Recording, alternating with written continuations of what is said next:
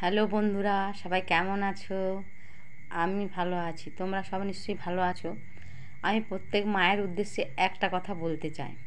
প্রত্যেকটি মা তার সন্তানদিকে এই চারটে জিনিস ছোটো থেকে শিখিয়ে দেবে। চারটে জিনিস। 1 নম্বর হচ্ছে, ছেলেকে মুদিখানার দোকানে পাঠাবে ছোটোবেলায়। 10 বছর বয়স থেকে মুদিখানার দোকানে পাঠাবে, মাঝে মধ্যে পাঠাবে।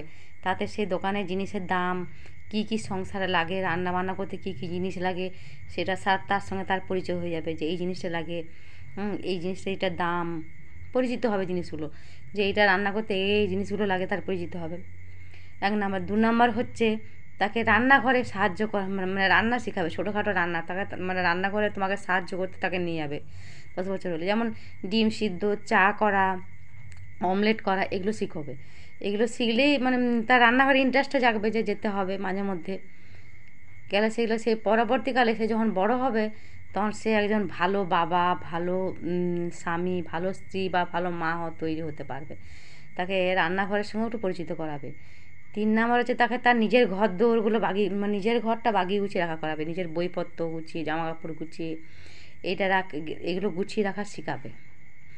আর যেই 13-14 বছর বয়স হবে, তাকে সঙ্গে করে ব্যাংকে নেবেন। ব্যাংকের সব হিসাবপত্র সে যেমন দেখে, কোনখানে কী দিতে হয়, কোনখানে কী নিতে হয়, এগুলো শিখলে ছেলে ভবিষ্যতে একটু বড় হলে সে কোথাও হারবে না। সেই কারণ আবার শুধু পড়াশোনা শিখলেই হবে না, পড়াশোনার সঙ্গে এগুলো শিখলে সে একজন আদর্শ মানুষ তৈরি হবে। শুধু পড়াশোনা শিখলে তার হয় না, পড়াশোনা শিখলে কি আর আদর্শ মানুষ তৈরি হয়? তার সঙ্গে এগুলো শিখাবেন ছেলেকে। আর ছেলেকে এগুলো শিখিয়ে, আর আমার মা আমাকে এগুলো যেমন শিখিয়েছিল, ছোটো থেকেই আমাদেরকে এগুলো করতে বলতো। তখন আমার মায়ের প্রতি বিরক্ত হতাম। এখন বুঝতে পারছি যে মা আমাদের কত বড় উপকারটা করে দিয়েছে। তাই প্রত্যেক মায়ের কাছে আমার এটাই অনুরোধ, আপনার ছেলেকেও এগুলো শেখাবেন।